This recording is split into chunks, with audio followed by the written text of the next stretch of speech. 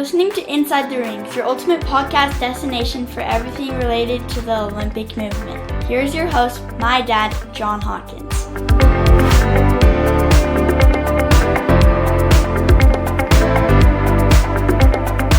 Hey everybody, welcome back to Inside the Rings, the podcast where we explore the people, the passion, and purpose behind the Olympic and Paralympic movements. I'm your host, Jon Hawkins, and today we have a truly special guest. Joining us is Sarah Hirshland, CEO of the United States Olympic and Paralympic Committee. Under her leadership, Team USA has faced challenges, embraced change, and continued to set the standard for what it means to compete on a global stage with excellence, integrity, and resilience. Sarah, welcome to the show. Well, great to be here and great to be with you. Thank you so much. Well, let's start with a broad view. What's your current outlook on the Olympic and Paralympic movements, both internationally and here in the United States?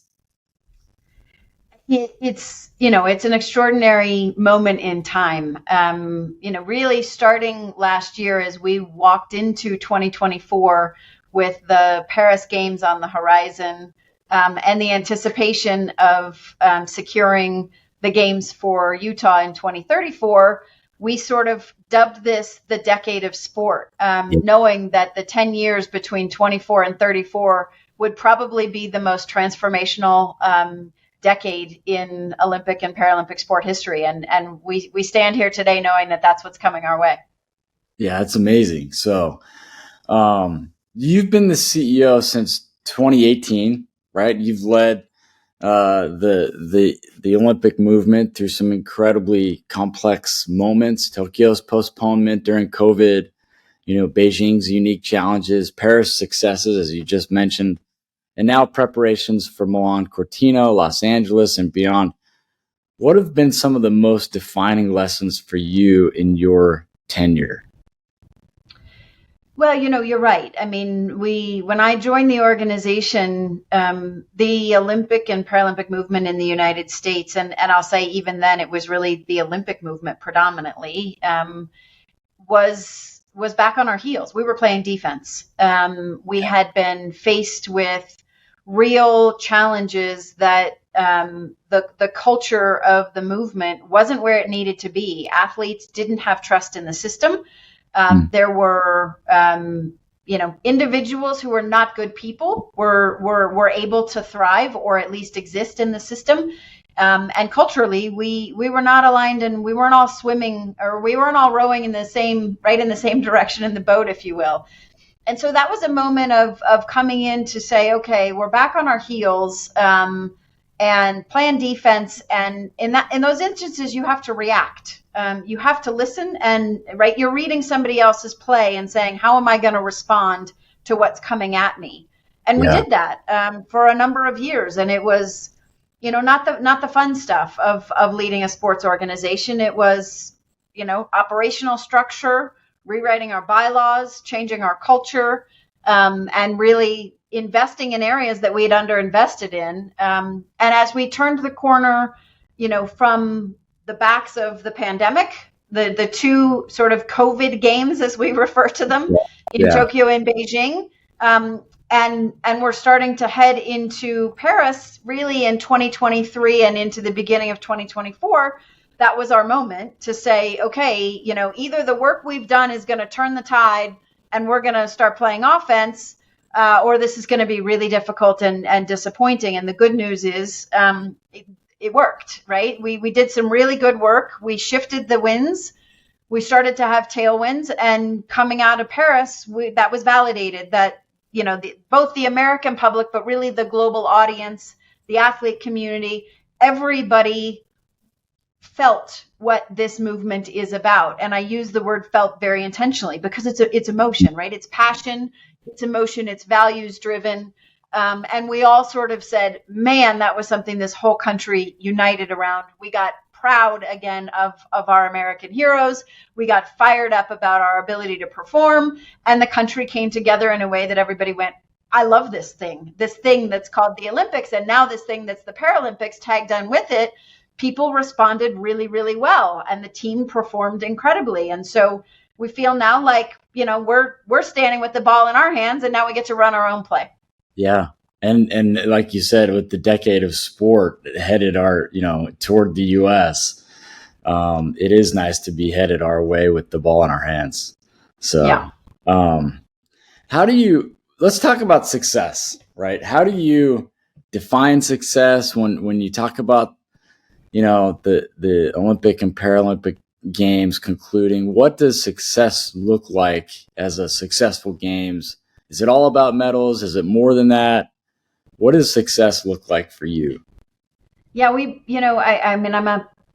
an analytical mind, and I'm definitely a data-driven leader. So we measure lots of things, and we build plans with goals in mind, and goals being some real metrics. So we think about measuring our success in, I would say, 4 buckets. It won't surprise you that the first is athlete excellence. But the athlete excellence bucket isn't just medal performance. It's also, is the experience of the athletes everything they want it to be and dream it should be.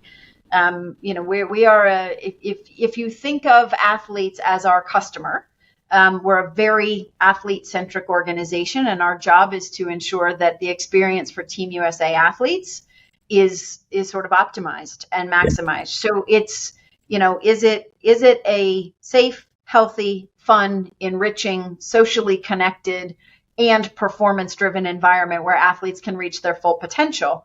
And their full potential is, yes, on the field of play, but it's in life. So we think about holistic well-being for athletes, and that's social well-being, financial well-being, right?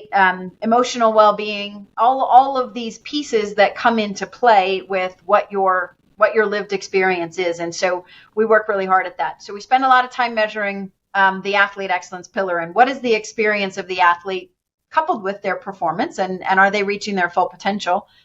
And the second pillar that we look at is, are we advancing the sport community? Are we advancing sport culture in a healthy way? That gets into things like the integrity of sport, right? Issues around anti-doping. Is sport clean?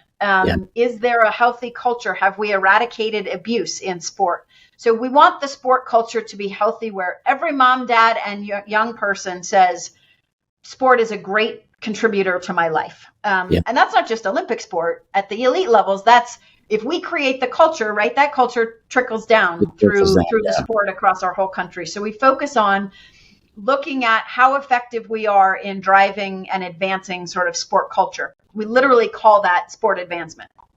Okay. And then the third sort of pillar we call community growth.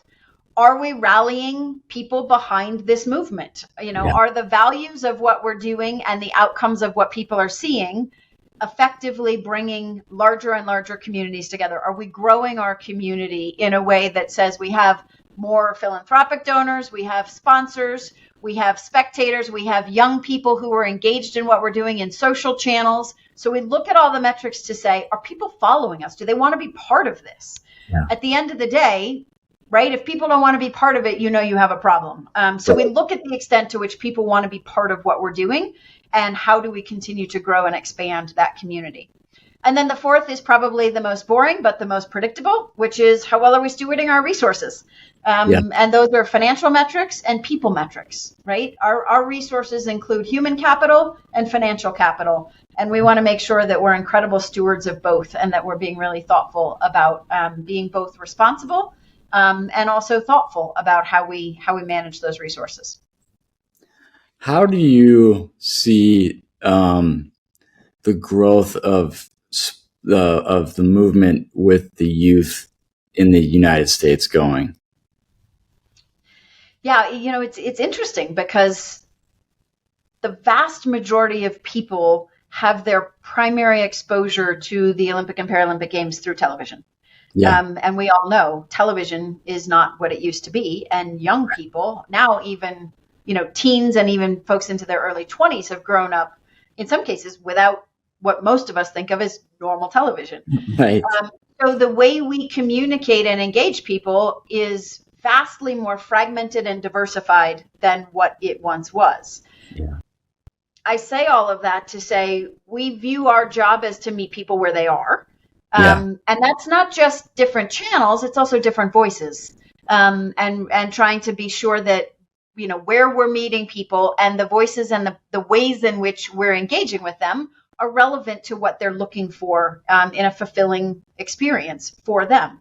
And so we're doing that. And there's also still this incredible power of, right, the NBC broadcast of the Olympics that still is uniting incredible numbers of people together. So even in a world in which media and consumption is fragmented, we do see the Olympics being a uniter of bringing people into single channels in a way that is pretty compelling. So it's a little bit of both and.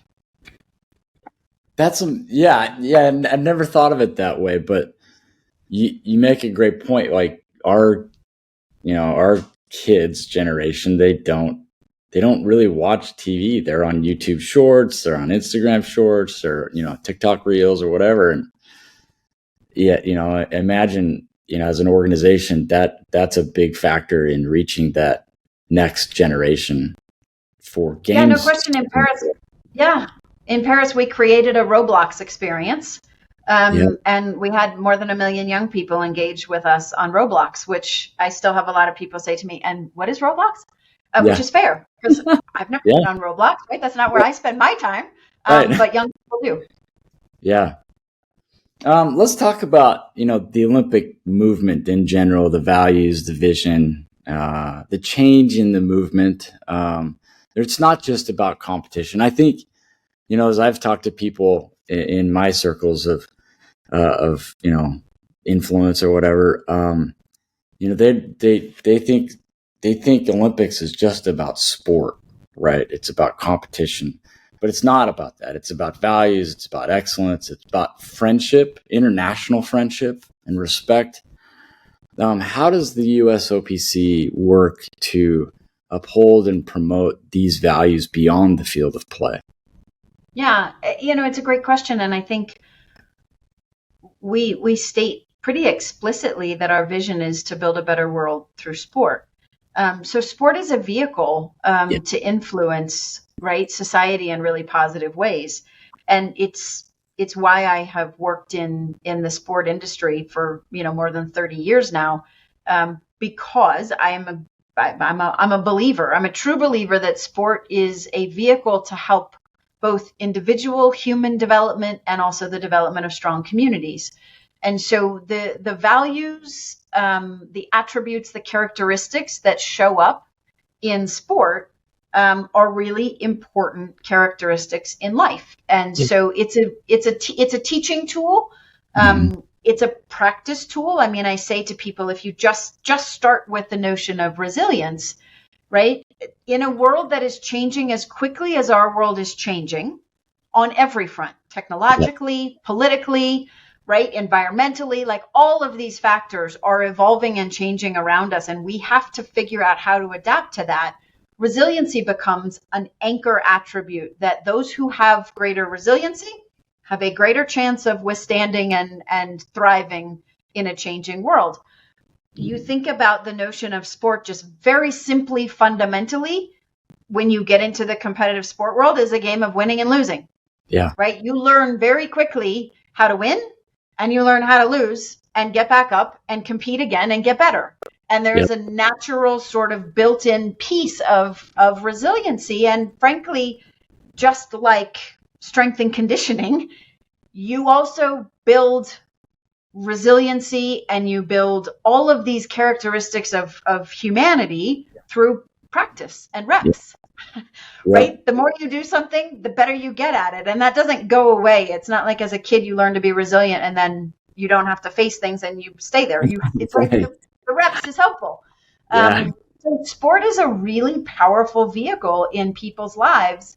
And by the way, at every level. The elite level simply becomes visible and gives us something to aspire to and something to look up to and something to strive for. But the characteristics are there throughout sport. So we look at sport and view it as a great tool to build better communities and better people.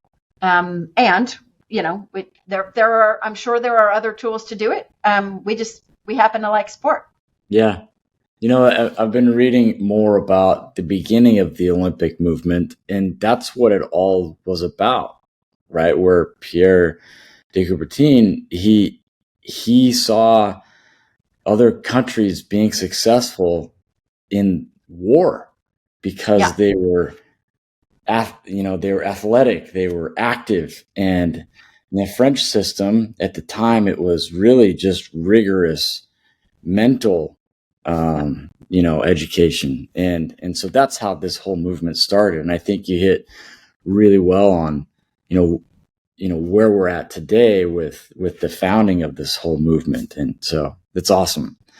And we see data and evidence that young people who participate in sport in a meaningful way when they're young, having absolutely no correlation to their level of competitive success, just the participation does in fact contribute to a more successful individual and people who thrive in life later. So it's not just a perception. There's a lot of scientific data and evidence and research that's been done to say this is a good thing for people.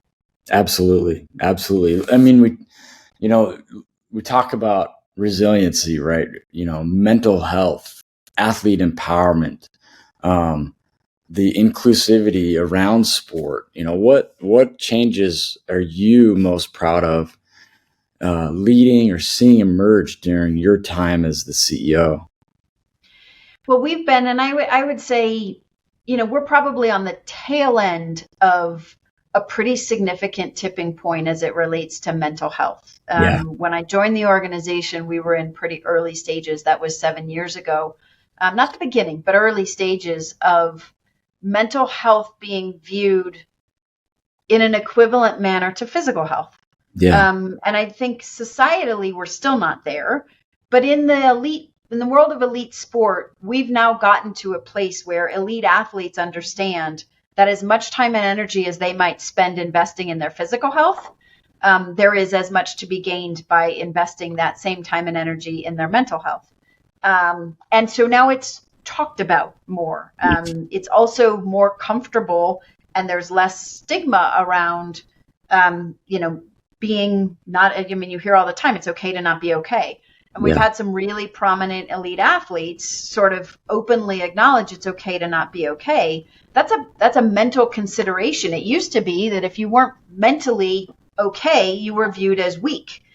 Now you're viewed as, I've got a cold, right? And I need to treat it. I need to go to the doctor and I need to treat it because I got a cold and it's inhibiting my ability to maximize my performance. And so, I think of it and say, if we've created an environment in which having a mental cold is okay and just something you just go get some medicine for and treat it and then you get better, then we've made a lot of progress. And that's what we've seen happen over the last 7 years is just a massive philosophical and fundamental shift in recognizing that your mental health and your physical health are two components of being good, strong, healthy people. Yeah. I would completely agree with that. Coming out of COVID, we saw a lot of change in that direction. And I think the example of, Simone Biles saying, I'm not okay on a world stage, right? And I'm not okay. I need to step away for a little bit. And then she comes back even better than she was. I think that's a huge example of, the acceptance of mental health as a part of, like you said, the entire person. So I love that. It is. It's a good thing. So, you've got the decade of sport ahead of you.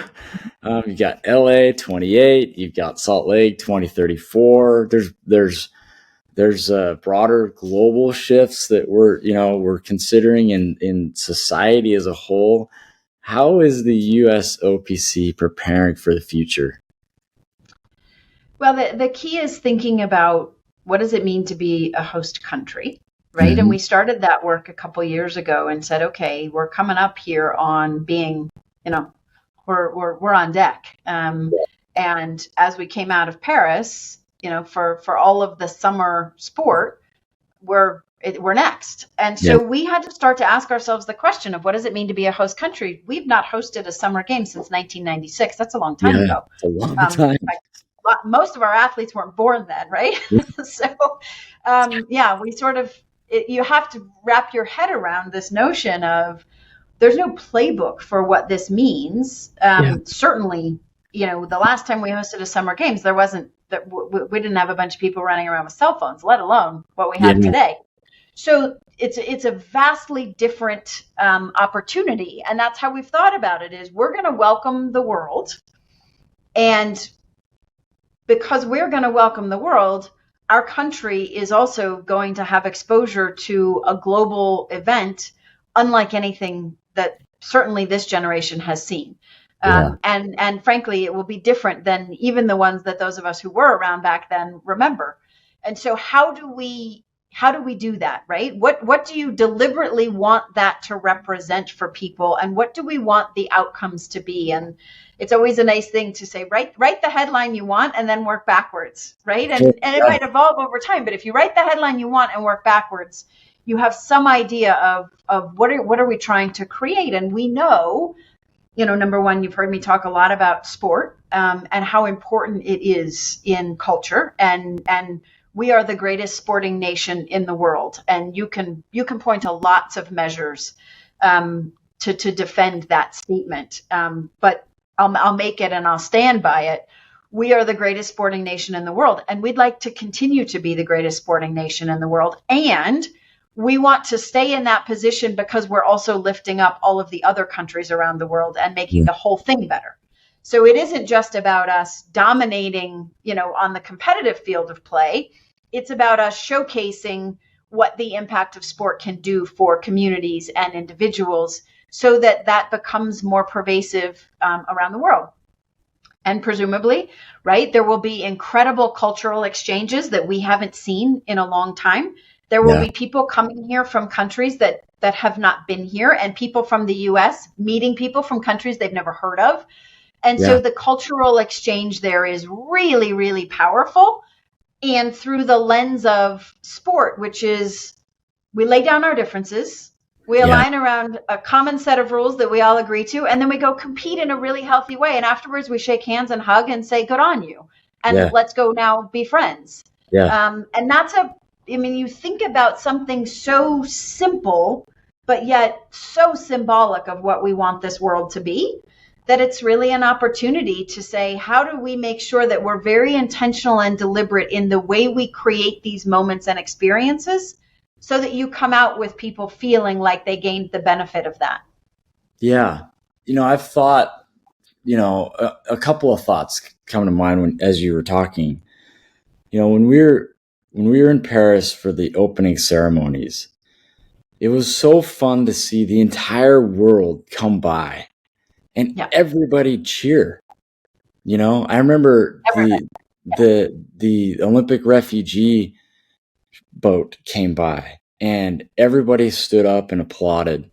And it was just this gathering, of the world. There were people from Brazil and Mexico and Ukraine and Slovakia are all around us, and we are just one people. And it seems like the Olympics is a movement where people come together in unity. And it's the only thing I can think of that people come together in unity. They cheer for their country, but they come together in unity, and it doesn't start with a tragedy. No, that's right. It starts with a peaceful interchange. Like you said, we're accepting the rules of the game, whatever game that is, and we're going to go compete. We're going to have a good time. We're going to put forth our best efforts, and humanity is cheering on humanity, right? And you think about the moments. We've said, and when we talk with our partners at LA 28 all the time, LA 28 games will be the single largest peacetime gathering in the history of the world. Wow. Right? Yeah. That's a thing, for sure. And you think about the moments where the U.S. is going to recognize and appreciate and celebrate sporting moments by an athlete from another country who does something extraordinary and is going to get the love and support of this country. And it's going to be, so emotional. You can't fathom how incredible those moments are going to be. And it will change people. Yeah. People will come out of those moments different. And that's awesome.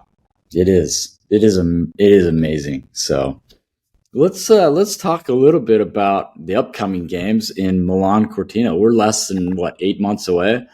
Yeah. Right. How is the team preparing? It seems like this last winter was a good winter for the team. We had some successes on all the fields of play. How are we doing? Well, we are incredibly well positioned to have an extraordinary Milan Cortina games when you look at competitively and on the field of play. We were not satisfied where we finished. If you look at the sort of country by country medal table coming out of Beijing, we've not been satisfied, frankly, with our performance on the winter side. And we have high ambitions there. We expect and we want the U.S. to be the best in the world, and that's harder on the winter side, frankly, than it is on the summer. So we have some work to do. And the good news is a few years back, we made a very deliberate effort and said, we've got to make sure that we're really, really strategic about what is it going to take to improve. And like many things, right? It's resources. Yeah. It's the right resources financially and the right human resources in the right places. You've got to have the best coaches. You've got to give the right athletes the ability to achieve their full potential. And it's a combination of a number of things that it takes to get there. I am really pleased to say we're incredibly fortunate in having a very, really, really talented group of winter athletes across the spectrum. And so we're positioned. I feel pretty confident saying, pending, this is sport, right? So injuries happen and things don't go your way, and right, you got to play. But if we reach our potential, we will see significant improvement over where we finished in Beijing, which is where you want to be, right? You want the trajectory going in the right direction. Right. Hockey right now, I have to start with hockey. First time in, I think, 60 some years, maybe more, that all of our hockey programs won their national or their world championships. That hasn't happened, I think, since 1930, if I'm right. So a long time. When the men won. And now we've got the men, the women, and our sled hockey team. Like, hockey had an extraordinary winter. Truly historic. So we're heading in. Now, you and I both know the U.S. can play hockey, and out of 5 games, you couldn't predict the winner of those 5 games. The competition in hockey is tight. It's tough. It will be very compelling. So that'll be fun. And on the women's side, it's us and Canada who consistently are the 2 best teams, and we'll trade wins all the time. So this is going to be the moment of who shows up that night and can win it. And obviously we got to get there, but that's how that should play out. So hockey is going to be massively compelling. Yeah. Then you look at the ski and snowboard space. We have a bunch of veterans. And when I say veterans, I mean Lindsey Vonn kind of veterans, right? Extraordinary story. But you've got the Michaela Schifrins, and then and Chloe Kim, and you're going to get some new athletes who are younger and probably going to make the team for the first time. People that America hasn't yet met that are going to be extraordinary performers on the various ski and snowboard disciplines. So they'll have a great games. Yeah. Then you get to speed skating. We have probably the most talented speed skating athlete the U.S. has ever seen. And that's saying a lot, right? You go back to Eric Heiden, Paulo Antonovo, and I say Jordan Stoltz might be the most talented speed skater this country has seen. If he can stay healthy and if he can reach his potential, he will do extraordinary things. And you comment on someone like that. He's young. I think he's 20. So he is still well before the peak of his athletic career, which is really fun. Figure skating, we won 3 out of 4 categories in world championships this year. We have, to say bench strength in figure skating would be extraordinary. We have multiple athletes capable of making that team. So it will be competitive to get there.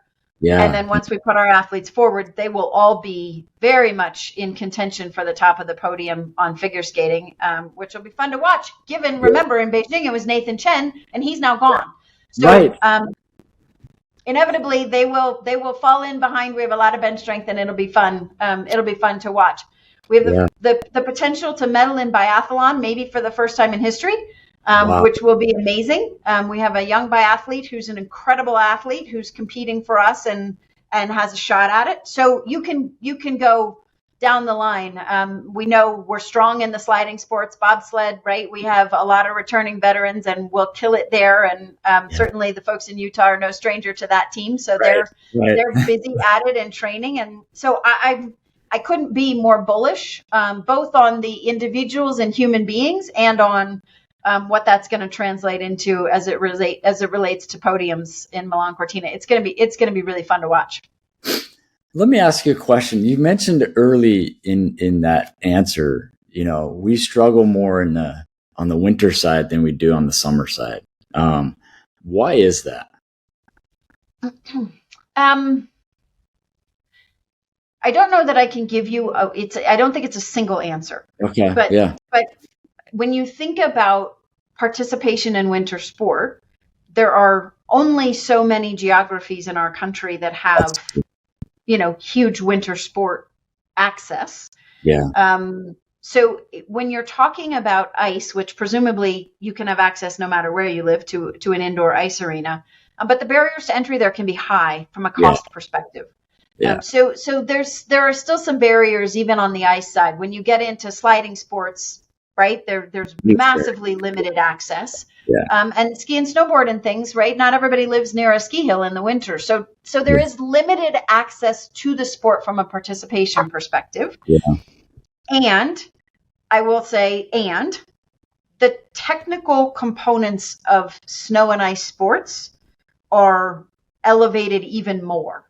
So performance innovation becomes really, really critical, right? Is your aerodynamics probably at the top of the list of these are speed sports, and or they're precision sports where you really have to dial in. I mean, even in cross country skiing, your wax tech might be the most important individual on that team.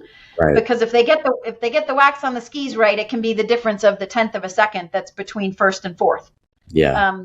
So there's also a very, very technical aspect to equipment and managing conditions when you're dealing with snow and ice sports. Yeah. So there's a lot of factors, and in this country, many of the summer sports are more well known, more access, greater participation, etc. And so resource might pour into those sports more than it does into some of the winter sports. We're changing that, but I think there are a lot of factors. Yeah. Okay, that makes sense. That totally makes sense. So what's something you wish more people understood when it goes into supporting Team USA? Like before athletes ever go onto the field, how do people support Team USA better? Yeah. I have to say, I don't think most people think much about what happens before opening ceremony or what happens after closing ceremony, right? They see the games. And if you intuitively said, well, what you don't think these people just walk out of their front doors and show up? They would say, well, of course not. But they don't think that much about what it takes. Yeah. And the reality is, I think, John, this, we're one of the only privately funded Olympic and Paralympic committees in the world. So our funding comes entirely from the generosity of the American public and the support of the corporate community. And so resources is a real factor for us in our ability to do some of the things I just talked about, right? It's athletes have to get to enough international competitions to generate the world rankings points or the competitive qualifications that they need to get themselves onto the global stage. There's cost to all of that. In some cases, it's equipment. In some cases, it's rehabilitation resources, sports physiology resources, dietitians and nutritionists. And so all of the things that it takes to go from being great to the best in the world are resource driven. And we raise as many resources as we can. But I'll tell you today, do we have enough? The answer is no. We don't. We're constantly making resource choices about where and how to allocate what we do have as effectively and efficiently as we can to get the most out of those investments. But, you also know it isn't okay that many of these athletes today make enormous sacrifices in their lives, right? Might come out of a college system, put every bit of their life on hold to go try to make the Olympic team or the Paralympic team. Yeah. Cease any sort of earnings opportunities, all these things. And while we do everything we can to support them, the financial sacrifice they're making is very real. There is no huge salary that comes with this, right? And so you have to be able to really understand. So, what's the one thing I would want people to know? We need your support. And, $5-10 donated to Team USA over time can make a difference. And we're at any given time, we have somewhere between 3,000 and 4,000 national team athletes across 60 sports representing this country.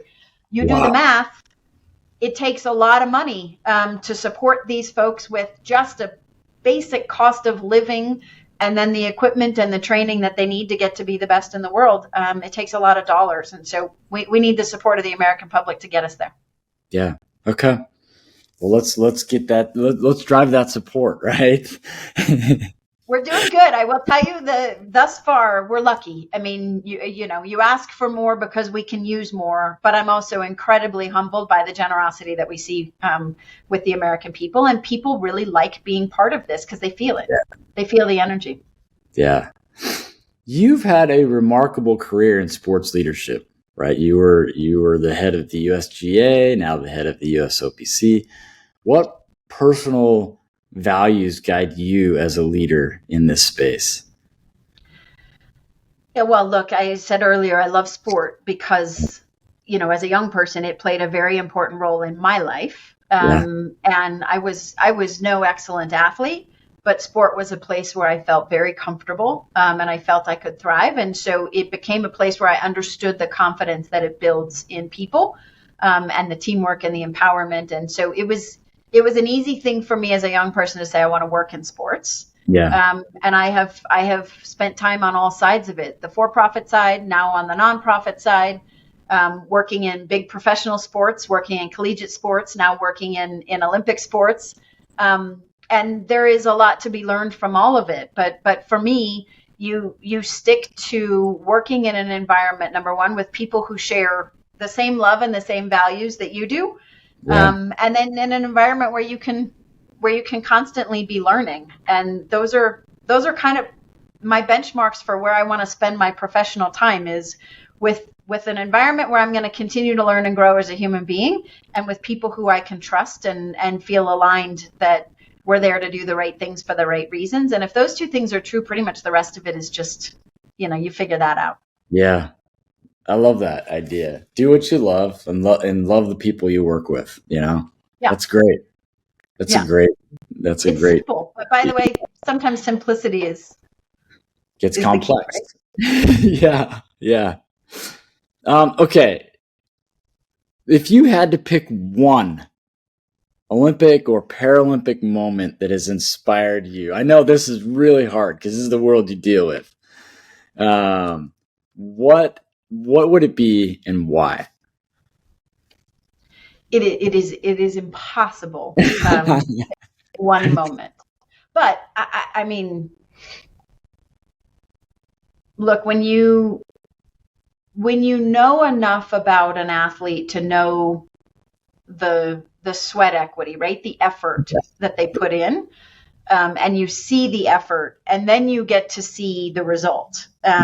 There's nothing more rewarding.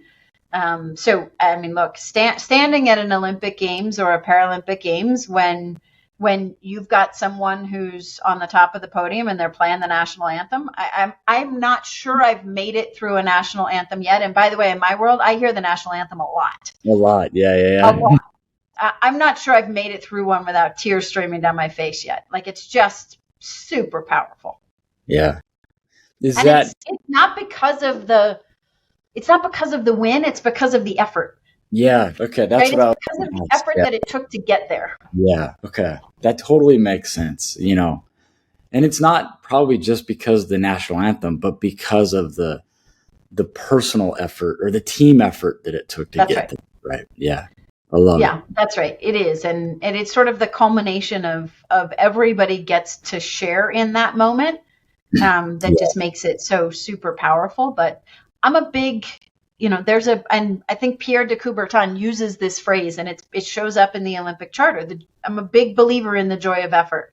Yeah. And I think to some that's counterintuitive, or they just think, I don't even understand what that means. But when you're in it, you know that it's the same with young kids. It's like you can give them $5, but if they earn $5, man, they like that $5 way more. It means so much. And so, yeah, the notion of the joy of effort is a real thing.